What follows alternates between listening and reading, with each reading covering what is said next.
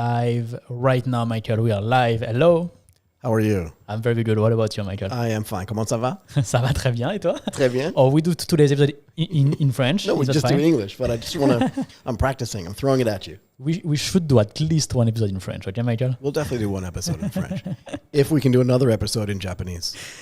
Okay, let's try. It's gonna push the limit forward, right? どうですか? 今日お元気でございます。Chai. Chai, that's Thai. That does not work. How are you? I'm very good. Okay, welcome back to eCommerce Undercover. I'm Michael Waitze, and you are? Martin Ronfort. It's very nice to have you here, Martin. Very nice to be here once again, Michael. So you are the founder of DrTech, which, if I look at your website, it says the ideal platform for selling online. Exactly, yeah. It's great to have you here. It's awesome to have you here, Michael, here, and to do this episode today with you. What are we talking about today? So today I wanted to do an episode about social commerce. Social commerce. Yeah, social commerce. Because there was a lot of people who saw these trends coming more and more important, right, and who wanted to sell on social media. And I think it was very interesting to see what's happening into this trend, let's say, and where we are right now about that. Okay? Sounds good to me. Look, in Thailand is one of the most social countries in the world, so it's a good place actually to start this conversation. Definitely. There has been a thing called F-commerce in Thailand, which is not a mean thing. It's a good thing. It's called Facebook commerce. Mm-hmm. And there have been a ton of tools for years, actually, that have been built around this, one of which was, if I remember correctly, was called Page 365. Okay. And what it essentially did was, and this was built back, I believe, in 2012 or 2013, so a long time ago, it was essentially some technology that was built into Messenger. We can talk about that later. That if I type something in, it would parse it, and it would know that I wanted to buy something, and then had an entire back end that would facilitate that. Anyway, so what's going on in social commerce today? Okay, so I think this conversation is going to be very interesting because I have a very Western point of view, and I think you have more like an Asian experience. So I think it's going to be interesting to see what's been going on over the last 5 to 10 years, both into my Western world, let's say, and your Asian experience, because I think it's very, very different. So yeah, let's see. It could be. And to be fair, I've lived in Asia for so long. For longer than you've been alive. Yeah, that's true. That's true. And in 1990, when I got on the plane to go to Japan, I was not born yet. You were not even born yet. So this is why I think that's going to be interesting, because I think social commerce is much bigger in Asia as it is in Europe or in the US. It's very, very much bigger. So let's see what's inside about that. But tell me, when I first study social commerce, and I say study because that was very, very, very important for me. Okay. Because we have to understand that social commerce is not e-commerce. It actually directly competes with platforms like Amazon or Shopify or mine. Why? Because the idea of social commerce is to buy directly on social media. So for example, Facebook, with Facebook payment, right, they want the people to see an ad or to see a product on their Facebook page or on Instagram.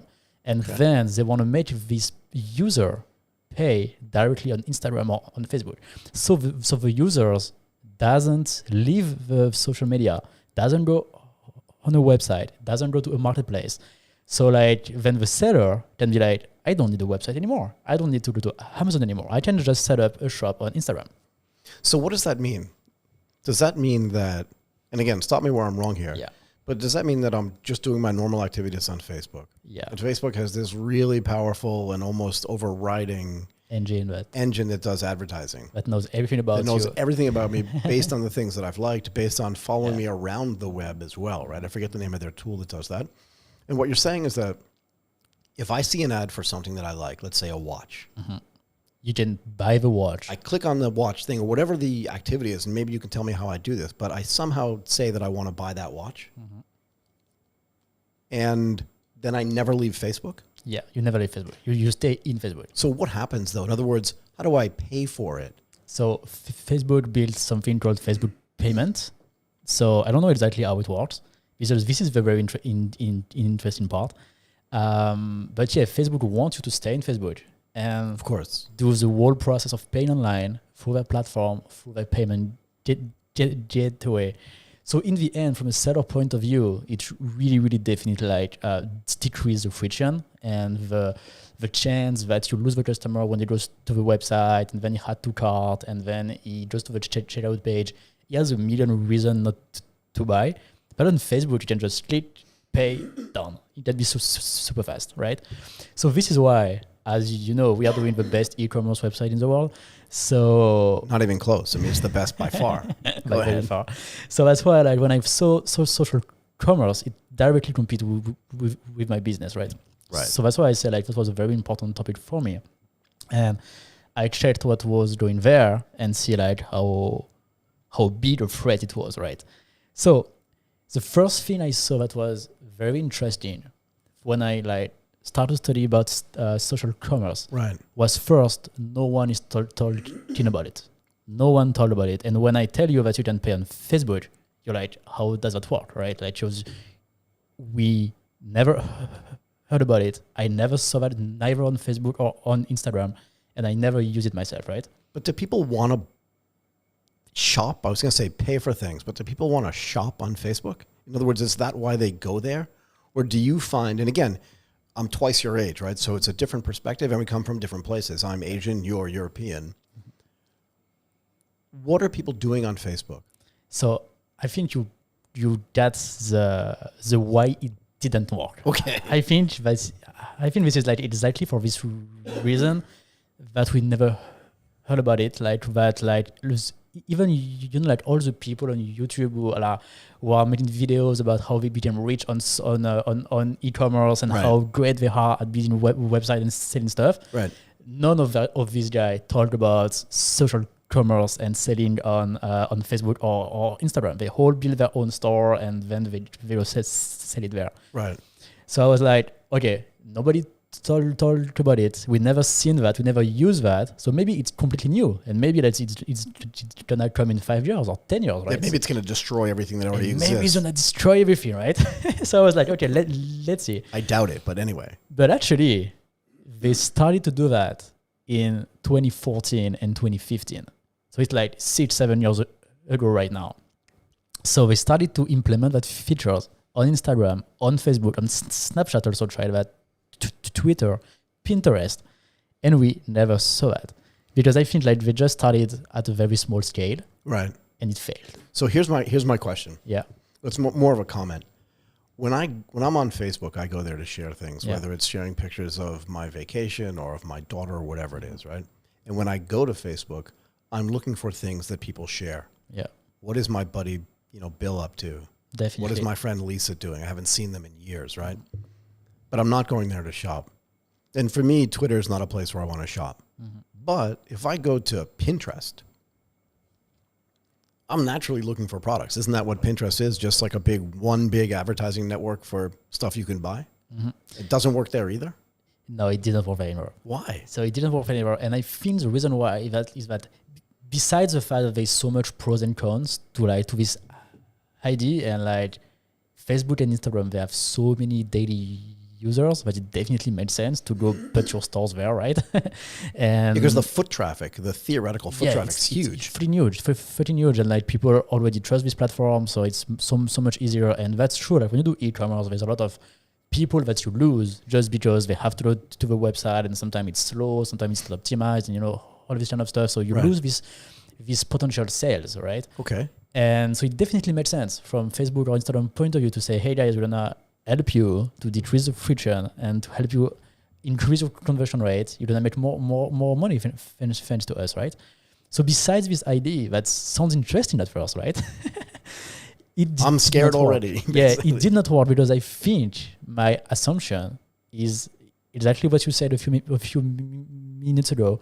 The brand who tried that were completely off track about what is social media and what's the purpose and why people goes on Instagram. So in the end, the few brands who tried actually damaged their brand because the people felt that it was not the purpose. If you Right. go on Instagram, I'm here because I want to build a relationship, I want to create a community and all of that stuff. So the people did not understand why this beautiful watch brand were starting to sell them something. It was like way too aggressive and Right. not the right place. Right. So I always try to make an equivalency between the offline world and the online world. Right. And we'll do a couple of these. If I'm just sitting at home watching television or on the phone with one of my friends in the United States and somebody is monitoring that phone call, right? Yeah. And they hear me say, "Oh, dude, I got the new Apple Watch." So they hear the keyword watch and they're just milling around my neighborhood. And then they just come to my front door And say, and knock on my door and go, "Want to buy any of these?" Do you know what I mean? that's a bit too much, right? But it's a bit aggressive. Even if I want one, I'm not going to buy one Yeah. because I didn't invite you here. And that's not why I was having this conversation. Whereas if I'm walking around a mall, if I'm at M Quartier and somebody does a pop-up store for Rolex and I'm thinking about buying a watch, my chances of buying there, my chances of converting there are so much higher. Yeah? Definitely. So this is why I think they kind of fell into that. So they tried a few years, they tried a few stuff, but yeah, so far right now, like we never used, like I never buy through Instagram, I never buy through Facebook, right? And all the super successful online stores or all the successful people who do e-commerce, Right. they never transited to social commerce, and yeah, it just doesn't happen, right? But I do read a lot about people selling things on Instagram. Are you just too old? So actually those people who sell on Instagram, what do they do is they have a website and then they redirect the traffic to the website. So From Instagram. yeah, so they get the traffic from Instagram and then the traffic is going Fair enough. out of Instagram Fair on the enough. website, where is a normal place to buy. To buy. For a customer point of view, right? So was it too early to launch social commerce, or just that people don't know? What's your point of view about that? Again, I just don't think people want to shop in places where they're not going purposefully to shop. We can back up again and say other things. In other words, when I go into McDonald's, I don't want a pizza. You want to McDonald's, yeah. I want a burger or some fries or a Coke. Like, that's the main thing I want. And I also don't want a salad. Don't try to sell me salads. I'm in McDonald's because I know what's there. But the same thing as well.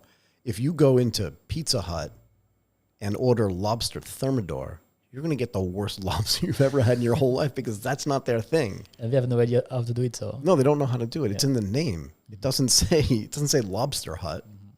It says Pizza Hut, which is why when you go to a seafood restaurant, you don't get a pizza. And for me, social commerce is the same thing.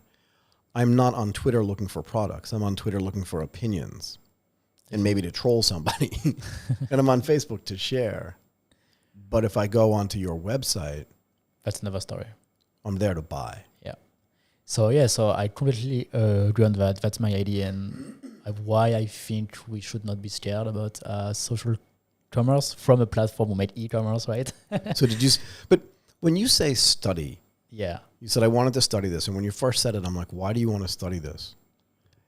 Now I understand. Yeah. Because you're building this business, DrTech, Yeah. and that's meant really to help people sell online, Definitely. not to help them sell on social commerce. And we can talk about how DrTech can, what's the right word? Integrate some of the things into it. So actually, this is what happened actually. Like since Tell me. 2014, 2015, since they tried that and they see like it doesn't really goes well. Right. And big e-commerce brand like still thrive basically. So actually like one of the other reason I think why it doesn't really work is that like on marketplace, if you go to sell on Facebook, you still don't own the data of your customers.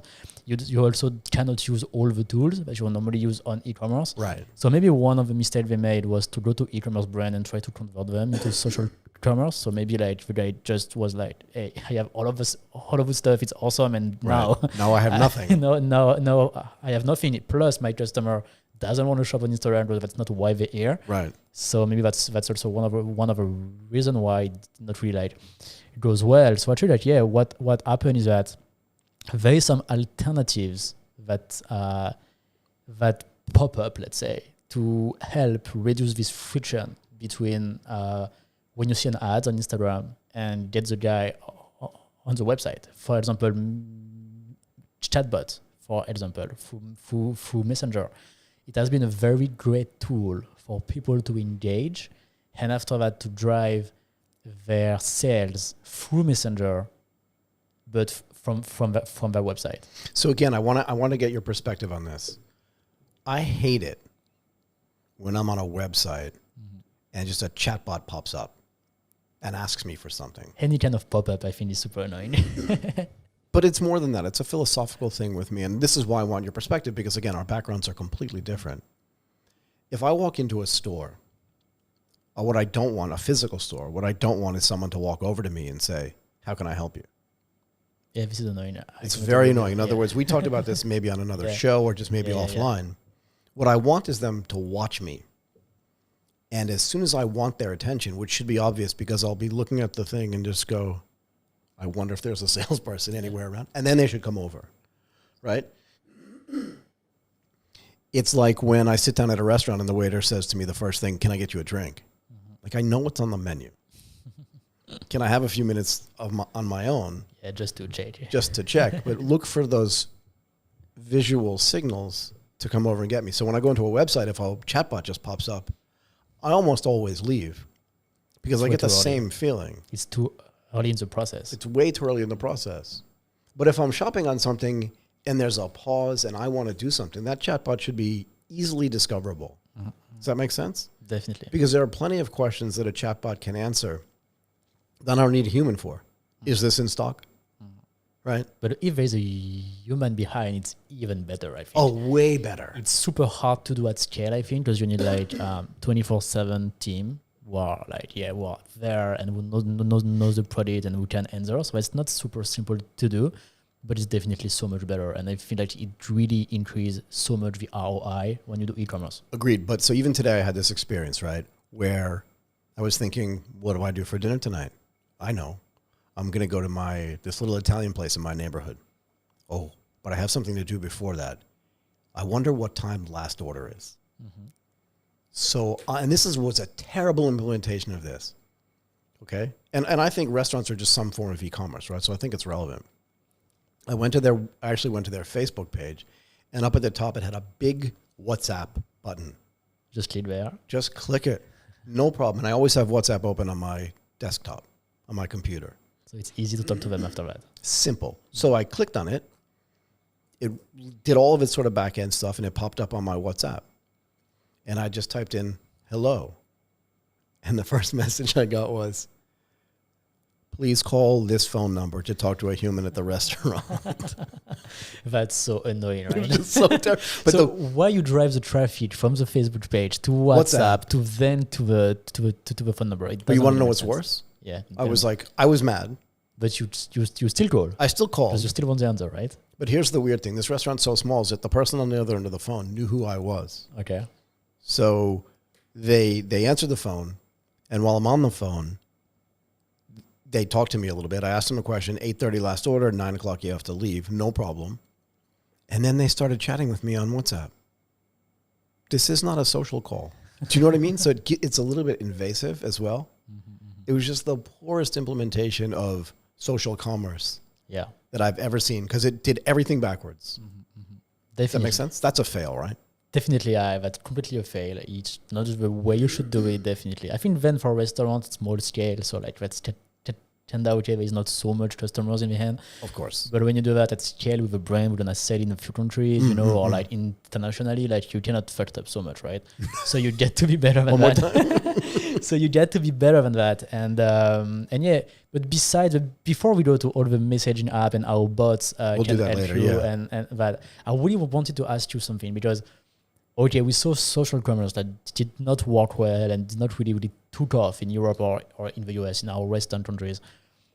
But in Asia, one study, and something I already said on the show, is I was shocked when I first arrived here and I saw these girls selling clothes on Facebook and accepting like wire transfer through Messenger. So they were doing social commerce already.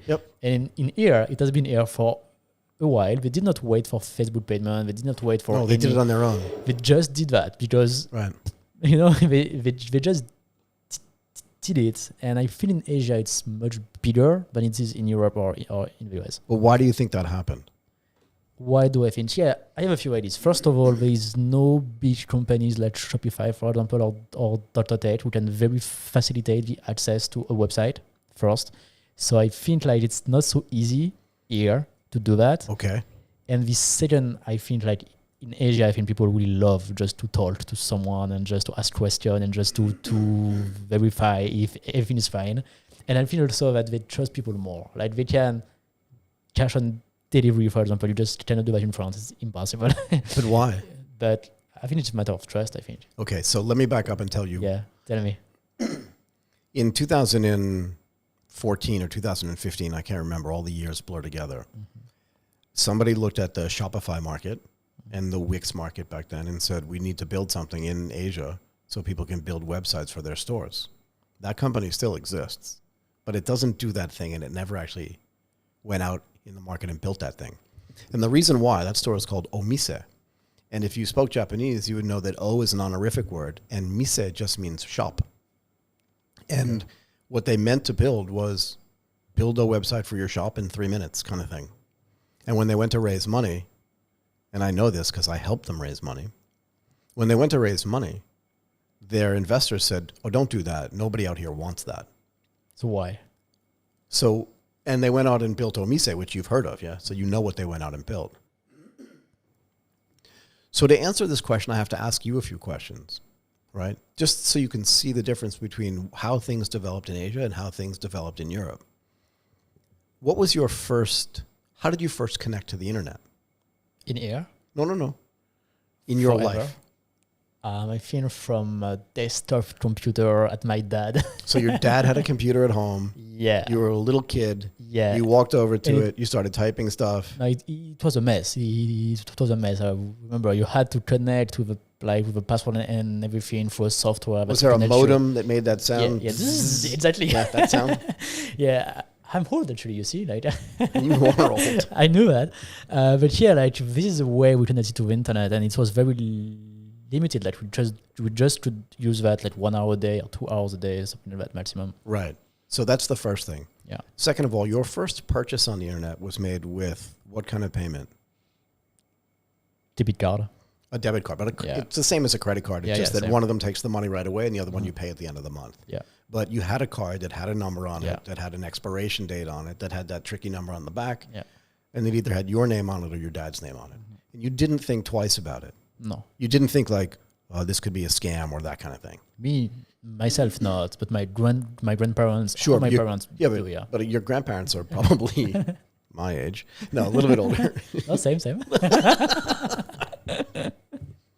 But here's what happened in Asia, and particularly in Southeast Asia. And that is that most people's first relationship with the internet started with this. Mobile phone directly. Just a mobile phone directly. So they didn't have the desktop experience of going to a website. So when they introduced commerce into Facebook, it just seemed like a natural extension of everything else that they were doing. I don't think it had so much to do with trust, although we can get to that in a second. It more had to do with, this is how I do everything else. And there's a story that we used to tell a lot 5 or 6 years ago. And that was when, and I heard this originally from a guy named Tiwa York. So Tiwa is an internet pioneer in Thailand and actually in all of Southeast Asia. And one of the stories, I believe that Tiwa told me this, was when he was running one of his other businesses.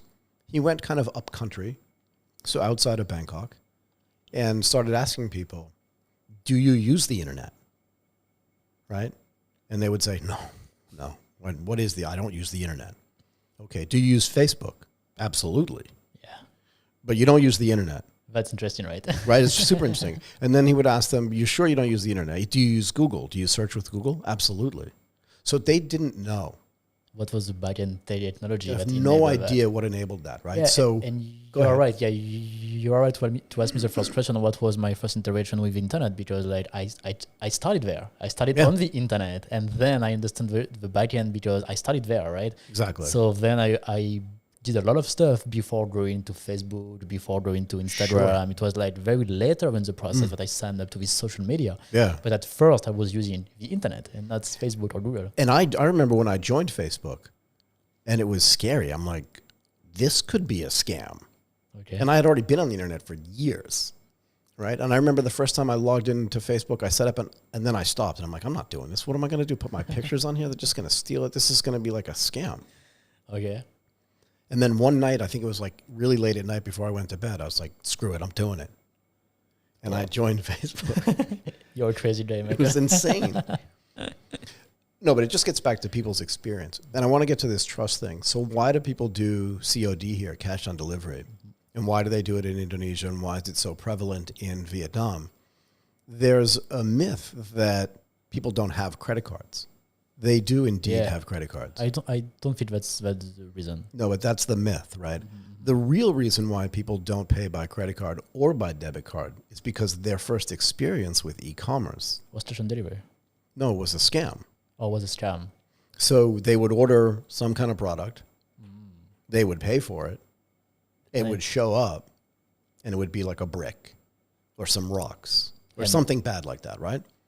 So they were like, I'm not paying for this until I get it. So that's kind of trust in the end. Or the lack of trust. You have a lack of trust, yeah. Right. Whereas that's the reason why I asked you what you paid for. And I'll tell you, you'll laugh. I love this. I was living in Tokyo when Amazon launched, right? And I remember thinking, I can get a book and I don't have to go to a bookstore. It was a revelation. So I went onto the Amazon website. I saw the book that I wanted to buy. And remember, I didn't live in the United States, so I couldn't even get access to great books necessarily. I could go to Kinokuniya, but a different experience. I ordered a few books, and then it said, please input your credit card here. And I remember thinking, no way. No, I don't do that. No way. Again, if I put my credit card here, it could just disappear, and then someone's going to... And I'd had a bad experience before with credit card theft. Yeah, that's true. Like we can just take the numbers and just go buy things. and just use that, right? Which did happen to me, actually, one time. But my solution to that was calling Amazon. Checking. No, and giving some dude my credit card number. Which sounds crazy right now, It's right? insanity. Because like, yeah, the guy... But that like, felt safer. That felt safer, yeah. Yeah, but you're right. That guy could have stolen it. Yeah, definitely. Like, it's much more risky than putting on the website. Not even close. So again, it's just what is your first experience with these things? And as you know, Amazon and shopping online became more prevalent, nobody thought anything about giving their credit card permanently to Amazon or to Apple or to any other online seller. No problem. But here, because it started in reverse and it started on mobile, people were reticent to give their credit cards out. And that's why COD, I think, is still prevalent, because people don't want to pay for things until they see it. And actually, like, even if in Europe I would pay with my credit or debit card, here I COD all the time.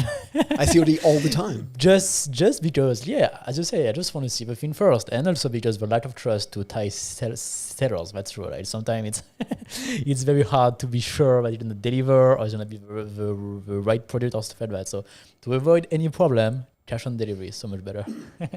It is, but could you imagine but here's the flip side of that, right? How can you accomplish cash on delivery in a country like Thailand or in a country like Indonesia or in a country like Vietnam? Now, most people outside of the region will think, well, let's just say I buy an iPhone or I buy some noise-canceling headphones. They're expensive. $300, $400, or whatever they cost. Now, the delivery person is driving around and making 4 or 5 deliveries. They're going to end up with $1,000, $2,000 in their pocket. GDP per capita, on average, right, per capita in Thailand is, I think, $4,000 or $5,000 a year. So in Vietnam, it's $2,000, $2,200. In the Philippines, it's $2,350, whatever it is, right?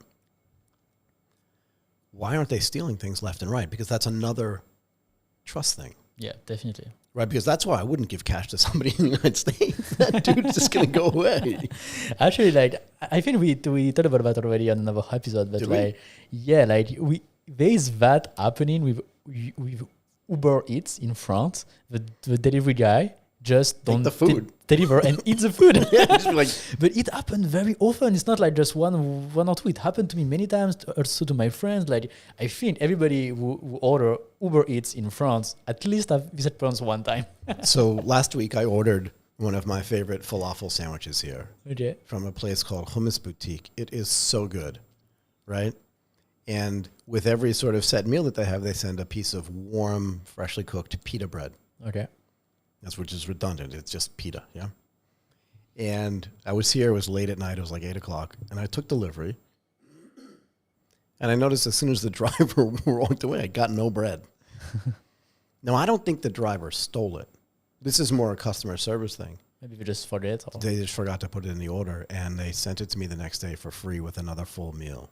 that's cool. But this is why places like Hummus Boutique you can trust, right? Because, and I paid that guy cash too, because they're so concerned about customer service that if they forget something, they'll comp you.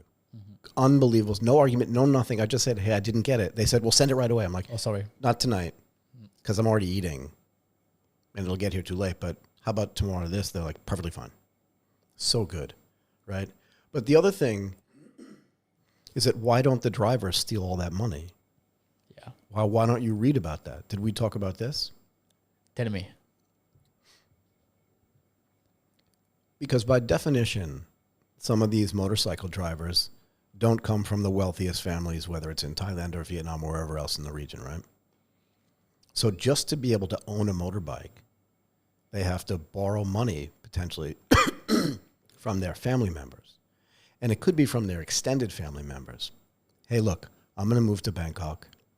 I'm going to become a driver for Uber or whatever, and I need a bike to do this. And I'm also going to be a driver to drive people around, so I'm going to have two jobs. I'm going to make money by giving people a lift and by delivering food when I don't have somebody on the back of my bike. And I will send money home. I know every Thai person that I know sends money home to mom, no matter what their job is, no matter how much money they make. Yeah. And because that driver has asked his family for money, if he steals something, he humiliates his family.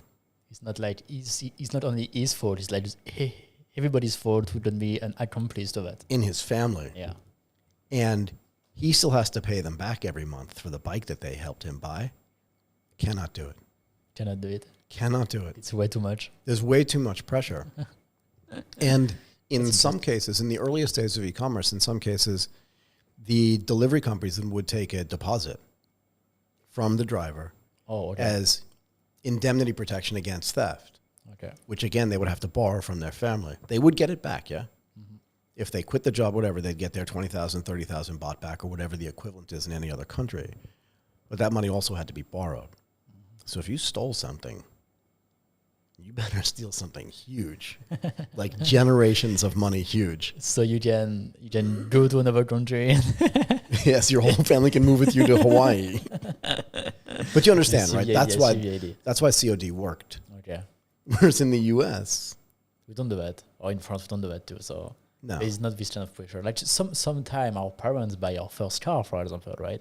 But they buy rich it. Guys, yeah. Yeah, if you're a rich guy, or if you have a very small car, that was more my case. Because we can find some grandma's cars. Anyway, but I definitely see that. But in the end, there is some advantage I think to COD, and it made things easier. But I was really impressed to see these girls selling clothes or other type of goods on Facebook Live, doing social commerce. Like they have no idea of the world of the trends or of all of that, but they just see a way to make a business, right? And after that, like they got the people to pay them through wire transfer. So like it's kinda paying online with credit cards, but with wire transfer. So this is kinda almost the same as we have in France, but through social media. But it makes the entire experience fragmented, right? In other words, you see something on Instagram. Mm-hmm. Let's say you're on your phone, which is where most people look at it. Mm-hmm. Maybe you click on something and it takes you somewhere else. Mm-hmm. Where does it take you? Does it take you to just sort of a regular website or a simplistic website? Where does it take you? Yeah, it depends on the people. Like some people take you to the website, some people take you to Facebook Messenger, some people it really depends. So this is like, I see that in Asia, I think social commerce is happening, but another way that we feel it happen into our Western culture. Right. Do you think sometimes social commerce happens without the people that are involved in it or actually know that it's social commerce? I think they have no idea. I think that's just a way for them to sell stuff, and they don't ask themselves too much question. It just works. So they just do for it. So do you do social commerce? Like myself? Your personal self. In other words, have you ever looked at something on Instagram, looked at something on Facebook, clicked on it, moved somewhere else, bought it, paid by your phone, that kind of thing? Have you ever done that? Not paid, but cash on delivery, yes. Do you just not trust anybody? It's not anybody. It's just that if they agree on COD, why I would take the risk? No, actually, wait, sorry. We bought masks. So 1 year and a half ago, when Is it that long, really? When the pandemic started. Oh my gosh. Yeah, that's that long, yeah. So I bought masks. As soon as you, I just want to interrupt you for a second. As soon as you said we bought masks, I was thinking like 3 months ago. And when you said a year, and I'm thinking he's going more than a year, right? He's definitely going more because I hear an and coming. Yeah. A year and a half ago, Michael. Yeah, that's super long, right? Oh my gosh, yeah. So when the pandemic started in Thailand and in Europe, I bought masks from girls who were doing Facebook Live and accepting only wire transfer because that was nice mask, and I was like, hey, I can sell that in France now. So that's great. So this is what I did. Did you really do that? Of course I did. So you bought masks here, in Thailand, and then sent them back to. Yeah. What was your profit margin? To France. I was like triple the price, but it was very hard. Like it did not work very long because like sure it didn't. very fast. Facebook, Google, and all of these platforms completely shut down advertising of COVID-related products. Did they really? Yeah, they completely shut down. So, like, you could not bring the solution to people who did not have masks. Yeah, you have to put everything back in the context. We had masks in Thailand very early in the process because we have it like normally anyway. We have it normally, so there was no problem, right? Right. But in France, we don't have it normally, and the government completely fucked up. That's the word. To get masks, like we got some masks very late. Very stories about plane like who should go to France, but they got bought by the UK, so they go to the UK. Like there was a big shortage of masks and stuff like that to protect the people, and I could buy a lot. So first for my family, I was like, I'm gonna buy 50 and just send it to you. Right. That's so cheap for us, right? Right. So that was more like a way to help my family first. I got it. We could not buy the stuff the normal way because the government could not do the supply, right? Right. So it was more the idea. And after that, I was like, hey, if I can help my mom, I can definitely make a business, right? I can definitely sell to my neighbor 3 times the price. So then we can say to the neighbor. So this is why, and when Facebook and Google and all of these advertising platforms, they completely shut down the advertising of this kind of products. Right. I was like, this is not right. You should not do it because we are helping people and we are bringing a solution. But isn't this, and you bring up another great topic. Yeah. Isn't this one of the big issues with social commerce? Is that Definitely. Think about it. We talked about 3 places already to do social commerce. Mm-hmm. One of them was Facebook. One of them was Instagram. And one of them was, well, you said Facebook Messenger. Yeah, there's Pinterest, Twitter. Yeah. But I'm just trying to make a point here. Mm-hmm. And then WhatsApp is a really big messaging platform. They're all owned by the same company. Definitely, yeah. Okay. And we can spend a ton of time talking about antitrust, but let's just talk about influence. Mm-hmm. So they shut you down. They shut you down. And not just you, but they shut everybody down. Everybody down. So just imagine only one platform being able to have that much control over so many businesses, over so many lives in the end. Over so many lives and livelihoods. Yeah. That's got to be a problem. And that's another argument for me against social commerce. And the reason why is because for the same reason why podcasting is great, because you get to control a message yourself. Mm-hmm. I don't have to get onto a TV network, which is really expensive. I don't have to go to a movie studio. I don't have to go to a radio station. I can sit here and we can produce great content in real time. We have our own studio. It's perfect. But no one can shut us down. No. This is like Radio Free America, or like these radio stations that used to sit on boats in the middle of the Atlantic and broadcast into war-torn Europe, or, the communists who used to broadcast into the United States, Definitely. is that, excuse me, if you can get shut down, it's not like you were selling bad things. I don't even want to mention them, but, it's not like you were doing human trafficking, which is an abomination. Yeah. No, I did a whole show on this, and I'll do more on another platform. But it's not like you were involved in anything bad. You were trying to make a profit, selling products that people needed. Yeah, and that the government could not supply. Right, and that the government couldn't source or supply, and that they had messed up. And you were in a situation where you could do it, so it was providing a social good and a profit to you. Yeah. So what's the problem? So this is what we call social innovation, or building an impact business. But more importantly, what's the problem? The problem is that one company, and really this comes down to two companies. We can argue about Amazon and Apple and whatever, but Google and Facebook basically control, in the Western world, So much. all of the online ads you can place. And if they shut you down or change their algo, they can shut down your business. And they may not even know you. Definitely. And this is why I think when you're doing e-commerce, you have to be very, very careful about that. You have to understand this game, right? You have to understand that in the end, the people who control your advertising and your marketing and your customer can shut you down. They control your business. They have no share. They're not director. They don't need to because they control the customers, right? So yeah, same as we told before in another show. The same problem that applied to the marketplaces like Amazon, for example, who control everything. The same way when you sell on Facebook, they also control everything, and they can do whatever they want. They can change the policy. They can, and for example, for COVID, we saw that. So of course, there's people who are gonna abuse. They are going to make a profit. There's some bad people for sure, right? Right.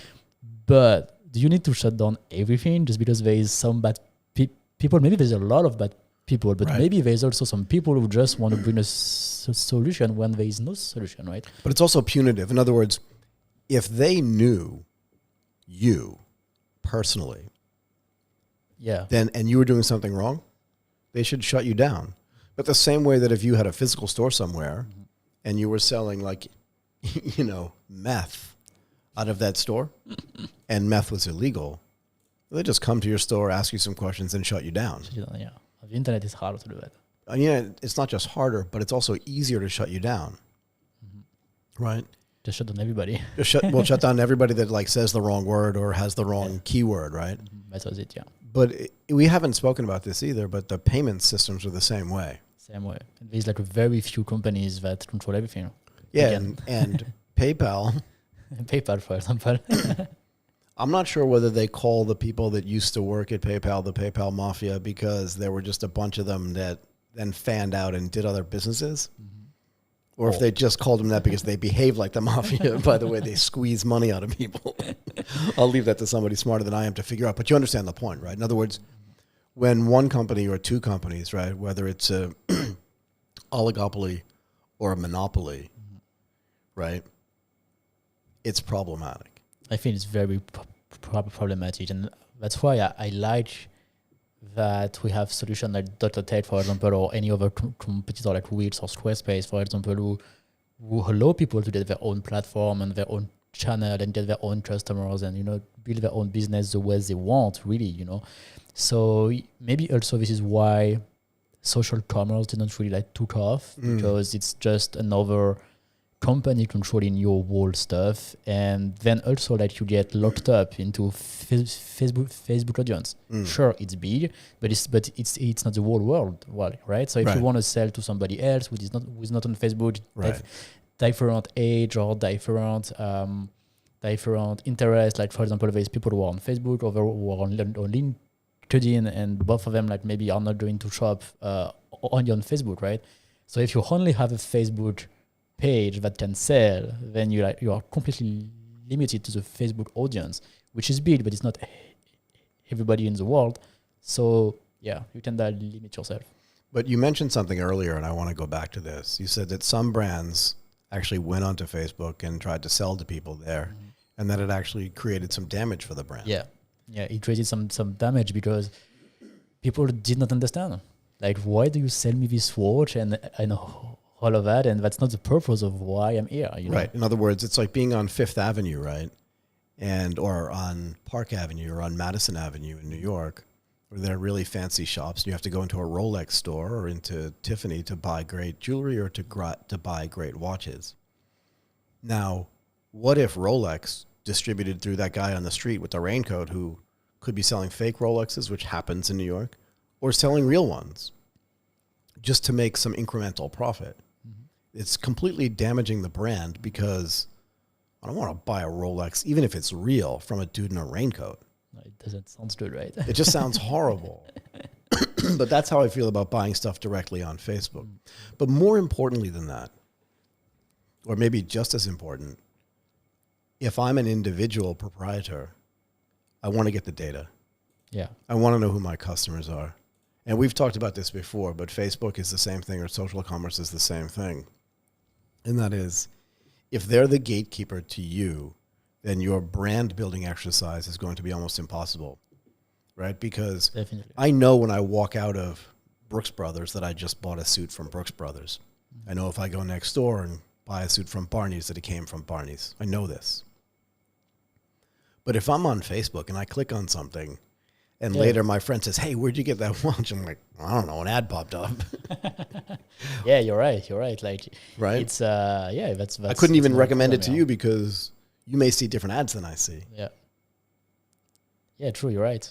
So like, if there's like no real strong brand awareness in the process, and you cannot like find back where did you buy it? Right. It definitely makes the whole process actually like even more damageable for the brand. It's too short. It's way too short. But also, I can't even recommend to you because after I click on that, You don't remember. I don't know where I clicked. Yeah.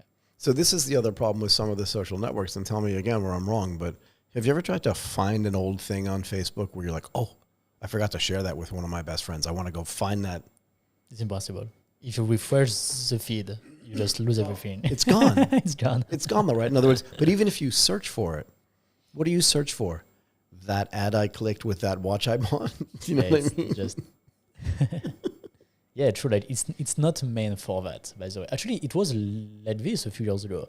Like Facebook changed the algorithm. I don't remember when, but at first, when you were going on Facebook, you could see the most updated post, the most recent post, at the top. So if you refresh the feed and one new post were coming, it was coming at the top, and all the former one was still here. Right. So you could like easily find something a few hours after, a few days after. You just scroll down, and you get everything like in the right order, right? It was like this initially on Facebook. I know. But I remember the day they changed that to the most interesting post from their point of view. Whatever that means. And it's from their point of view, not yours. Like we try to understand first, right?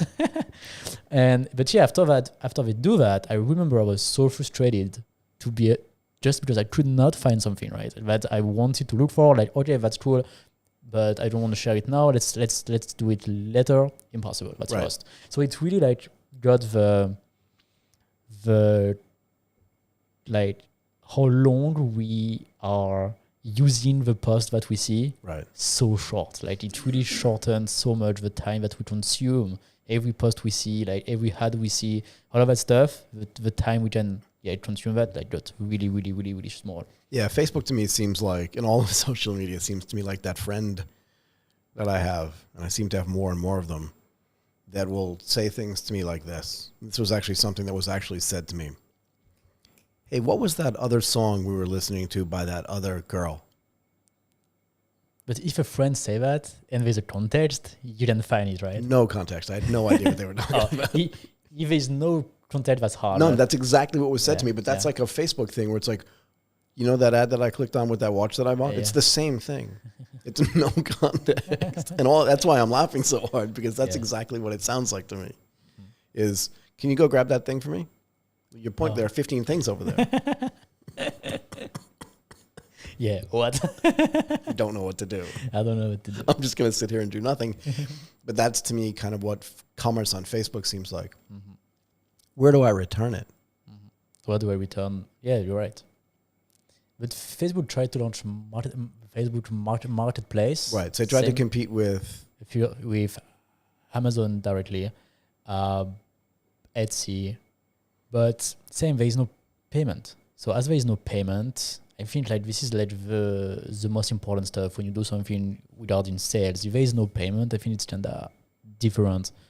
So yeah, but actually like Facebook Marketplace, there's a lot of people who use that, and but it's not really for selling like new stuff. It's more for second-hand stuff. Right. So I was just writing down a note to myself so I could remember the right word. It's more like a classified ad. Yeah. Right. In the old days, like in the back of the newspaper. Yeah, that's more that kind of stuff. I'm moving to Seattle. I can't take my couch with me. How much for my couch? Kind of thing. More that kind of stuff, yeah. Right, so it's like Kaidi here, right? Where it's like, I've had this fan for 2 years and now I'm going off to college and I'm not taking it with me. How much would you pay me for my fan? Or like Craigslist. Mm-hmm. Yeah. But has that been a successful launch for them? I never seen anybody use that, sell there or buy there. But it's still here, by the way. Is it really? Yeah, it's still here. Like you can access Facebook Marketplaces like really easily, much easier than Facebook Shopping, by the way. Is that Facebook Shopping as well? Yeah, because like this is the thing that Facebook tries. This is what you're talking about the whole time. Yeah, like for social commerce, and they tried to relaunch it last year. To like they presented that as something new and something like completely like modern and great. You don't need to go to Shopify or DrTech to create your own store. Just go there, create your store, and blah blah blah. And once again, nobody did that. But in the old days, right? So back when Facebook launched, it was an easy way, and even in Thailand, like I said, back in 2012 and 2013, when Page 65 came along to help people sell stuff there. Mm-hmm. Facebook was a relatively easy place to upload content, right? Mm-hmm. Because they would specialize something like there was more photos uploaded to Facebook and to Instagram combined than in any other website ever, right? So the uploading of content was relatively easy. Huge, yeah. But again, with the tools that have been built by Wix and by Shopify and by DrTech, the ability to build your own selling website, your own online store, has just become so easy and so efficient. That's the thing. And I always talk about noise to signal ratios, right? So one of the things that I learned from my engineering friends is, when they're doing engineering, they're trying to remove as much noise and search for signals. And they say that a place where you can't hear the signals is very noisy. Facebook is just really noisy. Oh, super, super noisy. You understand what I mean, though, right? Definitely. It's super noisy. But it does work for advertising. If you want to advertise a product, if you want to find customer, you can do it at scale. So, right. So the targeting is amazing. Yeah. In a way that's scary. But also, like let's be accurate here. It's amazing because the numbers are huge. And we are okay with very, very small conversion rate. Like, for example, an ad. You're right. That's going to have a 1% click-through rate or 2% click-through rate. Right. It's considered as successful on right. Facebook. So we are okay that one people over 100 will see the ad, click, and we consider that fine. So as Facebook has a lot of people it can show the ads to, right, then we can accept this very low click-through rate. But I'm not sure in a mall, in the offline world, if you have only 1% out of 100 who see your store will enter, I'm not sure you're going to buy and convert. And actually, no, that's 1% click-through rate. Okay, so just and then the normal buy rate is what? Conversion rate on an e-commerce website going to be around 2-3%. Of the 1%. Of the 1%. So in the end, you really need to show your ass to a lot of people to get like 100 sales, 1,000 sales, right, 1 million sales, right? Right. So that's fine because Facebook has a lot of users, but it's also fine because we accept very small conversion rate. Right. So imagine in the real world. I love to do this, right? Yeah. Imagine in the real world.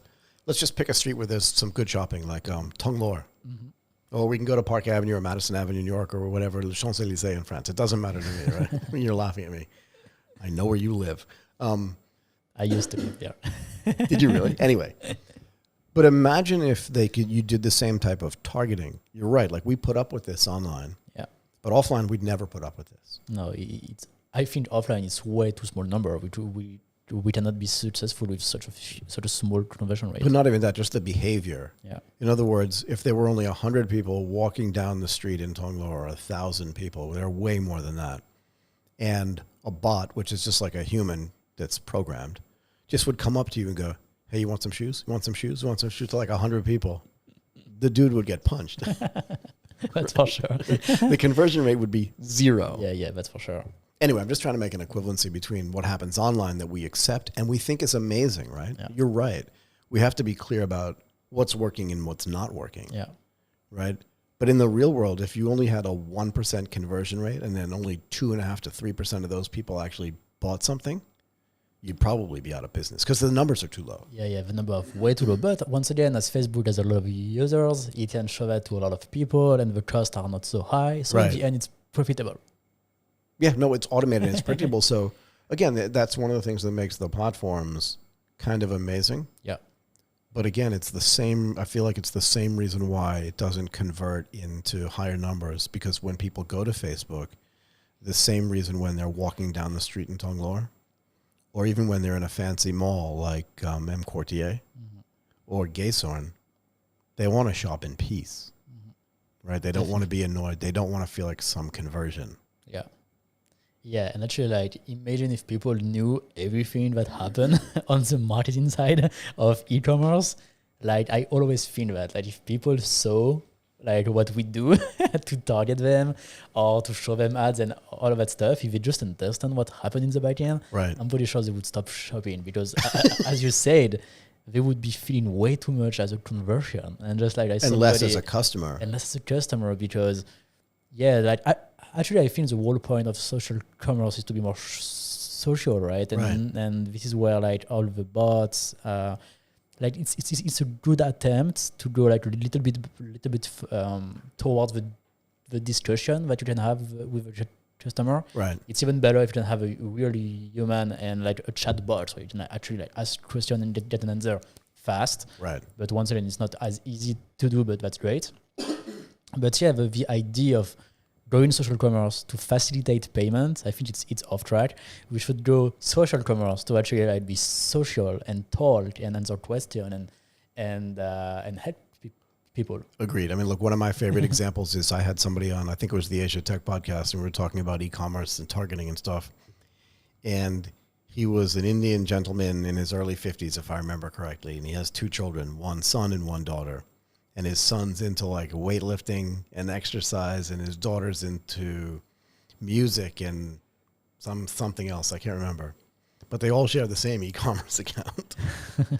And he said to me, their algorithm just does not work for our family because it's too confusing. For the whole family? The whole family uses the same, because maybe it's his credit card, or maybe they just consolidated and they order things together so the shipping is cheaper, whatever it is.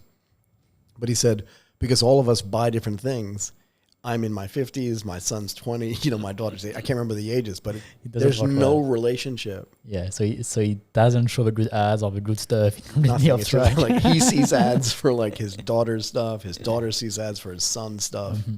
But I'm really wondering, what's the point of view of a customer when they see ads? Like, do they imagine it's someone want to convert them? Or do they imagine like, oh, that's cool, thanks for the suggestion? I don't think that's the second option. I don't think it's the second one. But if it's not the second option, then what it is, So again, I see this all the time, right? I think you and I are not the average online consumer. Do you often buy online? No, but I search for a lot of stuff online, right? Because but that's you never buy. I buy sometimes. Sometimes. I never buy online. Like, really only if I have to. Like, for example, for the camera that I brought to you earlier, right? I could buy it online. I know. Deliver it like. So that kind of stuff I'll never buy online. But I go to the shop. So these I went to the shop to buy. Yeah, we go to the shop, right? But first of all, because I find shopping social, for lack of a better term, I find it fun. Yeah, definitely. I think it's when I go into the store, I can look at other products, I can touch them, I can talk to the guy who runs the store. Who now knows me because I feel like I bought 700 of these microphones and these boom arms. You did actually. I think I did. I'm hoarding them. The same way you were buying masks, I'm buying this stuff and selling it at triple the price somewhere else. That's why. I understand better now. But also they can't retarget me. And I find that if I look up products online, and I think if you ask, like you said, your grandmother, I don't think she would understand what retargeting is. No. But she may just look at it and think, I've already bought that. That's weird. Whereas you'll think, I already bought that. Stop sending that ad to me. Yeah, or I check this product, or like, okay, I show you interest into this category of product because I have been there, and you follow and you follow me everywhere. Right. But as I understand the backend way too much, Right. now I really feel that those ads, I don't trust them. No, because, neither do I. Because most of the time I know what the people are doing, so I know like it's not like so great. Or it's not like. But you can also trick the algorithm, right? How you want to do that? You can't get pregnant, right? Oh, yeah, but you want to go to Amazon and You could search for baby goods. Do you know what I mean? You could search for like, yeah, for baby milk and stuff like that. And they'll just think, well, that's weird, but how's that dude going to get pregnant? I don't have your time, Michael. Sorry, I have started to run, and I'm a very busy guy. I said you could. I didn't Yes, say but you- I did. But you know it very well. It looks like you have experience. I did 13 recordings last week. That's I right. don't have any time for shenaniganery. Should we stop? But that's why to go back to the topic, I'm really wondering what the people are thinking about all of these ads and where is it going? Because on the other side, there's also one more thing that goes into social commerce that is not good for social commerce. Tell me. Is that people believe less and less in this social media platform Right. and the privacy of their Data. Yeah. So if tomorrow we were to launch social commerce, because I don't know, maybe it was too early, 6 or 5 years ago, and like Facebook say, okay, let's try again to do that. I think now the level of trust that people have regarding their data on Facebook or Instagram or all those platforms is like going lower and lower Absolutely. and lower. So I'm not even sure that it would take off right now. At the same level. Yeah, at the same level. I don't think so either. Yeah. I don't think so either. And look, there's one other thing that I want to talk about, but I feel like we're running out of time. And next show, the show after that, we can talk about it whenever you'd like. But I want to dig deeper into a specific aspect of social commerce. And that is, what is it called? Conversational commerce. Yeah. More targeted, more personalized, maybe more effective. We'll talk about it then. But let's leave today. Let's finish for today. Because I thought today was an awesome conversation. And we do conversational commerce next week. And we can do it next week because I think it's a good follow-on to this. Yeah. We don't have any guest plan for next week, do we? No, we don't. Okay, let's talk about conversational commerce next week. Let's figure out how to get that in because I think we can have a nice long conversation about that too. And I think it'll end in a way that's different than today ended, if that's fair. Perfect. Okay. Let's do it. Awesome for you, Michael. Thank you, Martin. Thank you very much, Michael. See you next week.